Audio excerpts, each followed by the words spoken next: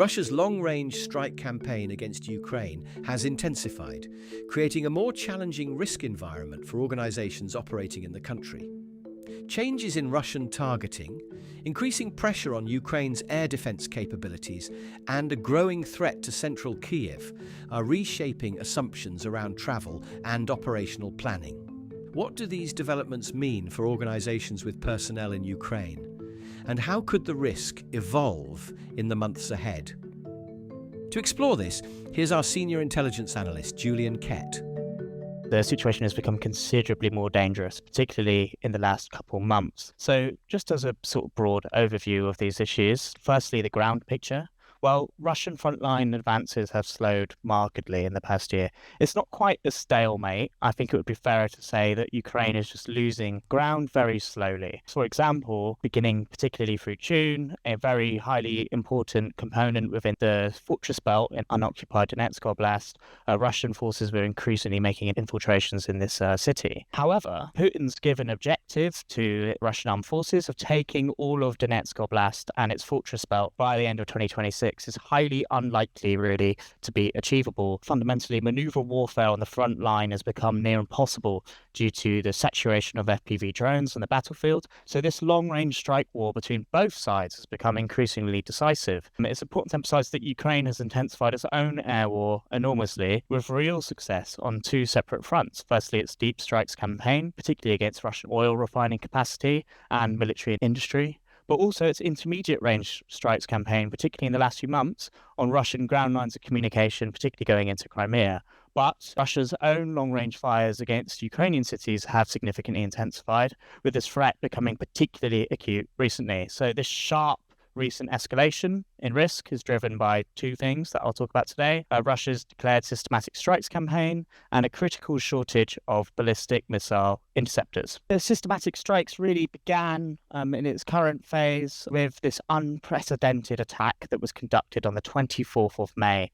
Russian forces launched over 90 missiles and 600 one-way attack drones, 36 of these missiles being ballistic and at least one being the Oreshnik ILBM, which is symbolic primarily in terms of its kinetic effect, but symbolic because it's associated with typically being armed with a nuclear warhead. They're not in these instances, of course. And this attack was primarily against Kyiv city and the wider Kyiv Oblast. Now, after this attack, the mayor of Kyiv, Vitaly Klitschko, reported impacts in every district of the city. It was assessed to be the largest attack in Kyiv of the war by numbers of locations damaged in the war thus far. While particularly of interest for travel risk management, and from my perspective, the target set was distinctly characterized by massed fires falling on central Kyiv in areas that host foreign diplomatic missions, international organizations, and hotels used by the international community. Now, this was followed the following day by a formal announcement from the Russian Ministry of Foreign Affairs announcing that Russian forces are now going to deliver systematic strikes on Kyiv, explicitly warning that foreign citizens, including personnel of diplomatic missions and representations of international organizations, should leave the city. Russia's Foreign Minister Sergei Lavrov personally warned the US Secretary of State Marco Rubio to evacuate US citizens and diplomats from the city. Now, this really marks a genuine shift in the risk profile for travel and accommodation in central Kyiv in particular, because Russia had previously avoided massing fires in this district, almost certainly to limit the collateral harm to foreign nationals that would inevitably result, especially NATO state citizens, because this would raise escalation risks for Russia and also probably rally international support for Ukraine. Now, the explicit threats to embassies and foreign nationals show that Russian targeting is now materially less risk averse. This undermines the relative safe haven status central Kyiv had enjoyed.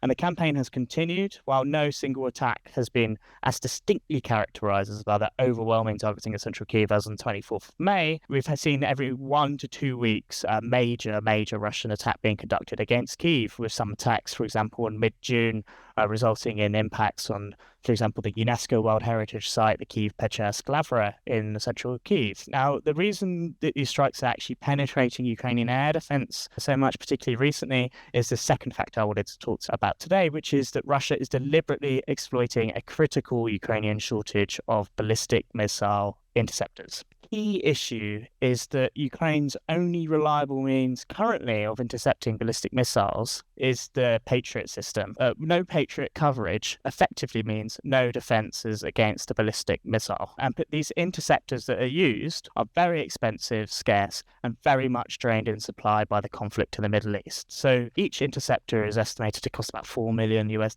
and you need multiple interceptors to actually reliably intercept an incoming ballistic missile. The arithmetic is just quite unfavourable for Ukraine, because in the conflict in the Middle East is ongoing and began in February. There are estimates, and these are outdated now, so it will be increased now, of 1,500 of these pack-free Patriot interceptors being expended by the US against Iran, which is potentially about 50% of the US stockpile. And this has actually potentially shaped even the current climb down in US operations we've seen in the last 3 days or so by the US. Fundamentally, production just cannot keep pace. Ukraine's estimated requirement would be about 2,000 a year, with Russia producing 120 ballistic missiles or so a month.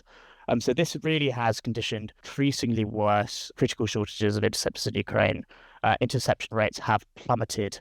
So in May, during that unprecedented attack that I spoke about 37% of the incoming Iskander-Ms, the Iskander-M being the main Russian ballistic missile that's used against Ukraine, were intercepted. But in early July, we saw a shortage develop effectively likely to the point of near exhaustion, because there were several attacks where zero or close to zero ballistic missiles were intercepted, with very high rates of civilian casualties as a result. Now, Russian forces almost certainly exploiting this shortage by massing ballistic missiles specifically, because in the past month, what we've actually seen, it's estimated that Russia launched more ballistic missiles than it can actually even produce, which shows how it's trying to exploit this shortage. I will note, though, that there has been a recent partial reprieve in the last week and a half to 2 weeks, because interception rates have improved, which is almost certainly down to some things that President Zelensky flagged on the 9th of July, I believe, that a US interceptor delivery was arriving imminently. But this is unlikely to last. A critical shortage is likely to quickly resurface as Russian forces continue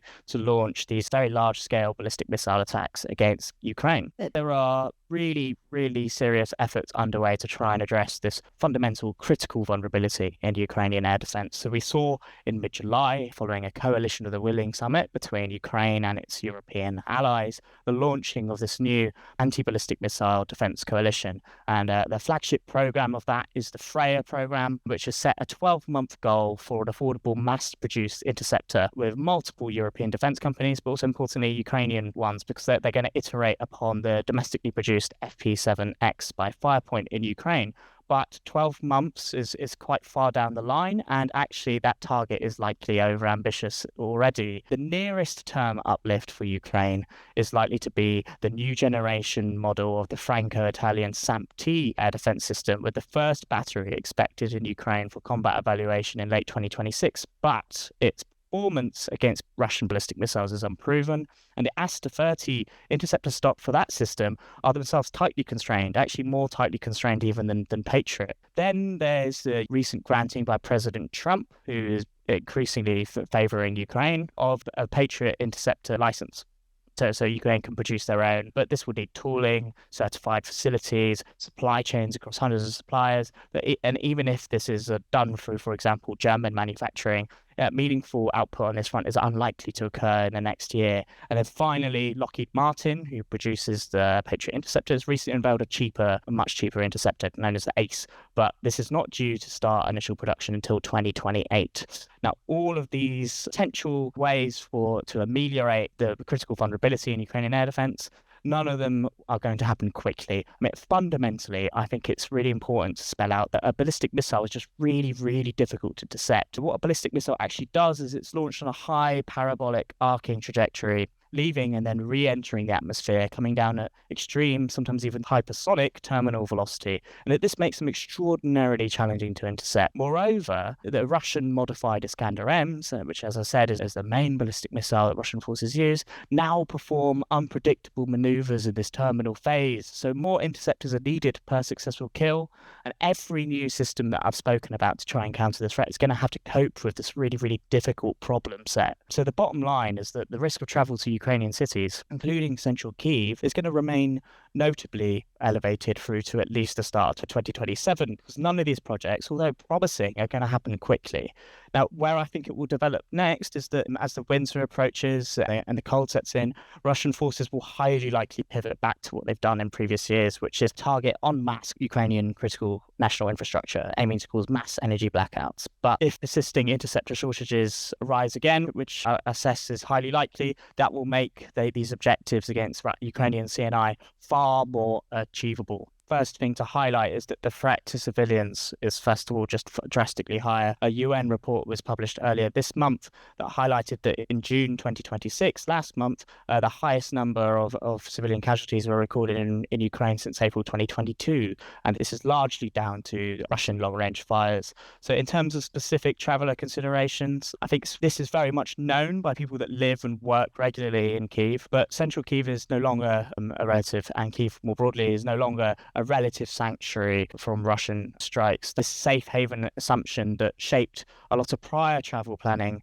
earlier in the war has been distinctly challenged, and this must be factored now into risk management. Then there's also the assessment that Russian forces almost certainly now hold far higher tolerance for collateral damage to foreign nationals, specifically in Ukraine, particularly those seen as aiding the war effort. The systematic strikes messaging that I spoke about previously was explicitly directed at foreigners. Then there's the short warning time of ballistic missiles. From launch till impact, this can be as little as 2 to 4 minutes. Now, the practical implication for this is that for a ballistic threat, although they may detect the movement or launches earlier, but because it can be as low as this time, you might not be able to actually reach a shelter in time. So pre-positioning, where you sleep and work relative to a hardened shelter, matters far more now. The timing of attacks generally, well, they still generally happen at night, but no longer exclusively at night, as we saw in earlier phases of the war.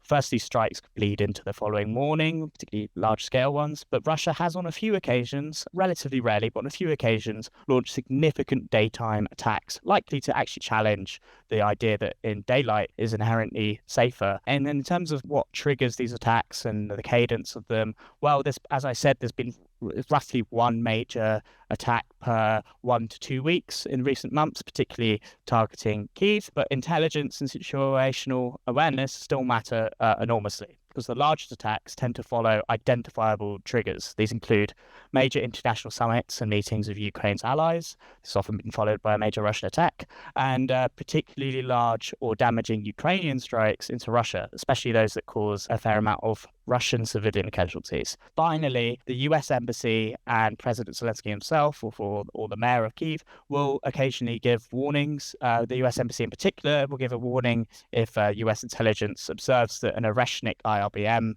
is going to be used. Now, the actual kinetic effects of this weapon are relatively minimal in comparison to just a Russian ballistic missile, but this weapon's use symbolically being laid into particularly large-scale attacks means that it's important to monitor these embassy warnings, and if one is issued, to heed its advice very, very strictly. So in conclusion, I think the threat in Ukrainian cities is elevated, it's increasingly directed at a foreign presence, and it's highly likely to persist through at least early 2027. Now, travel does remain possible, but it requires constant threat monitoring and a greater level of caution, particularly when choosing accommodation and the like. That was Julian Kett, sharing insight from our latest quarterly Global Risk Outlook webinar. To receive ongoing intelligence, travel risk updates, and analyst assessments throughout the year, learn more about our Global Intelligence subscription at solisglobal.com. Thank you for listening.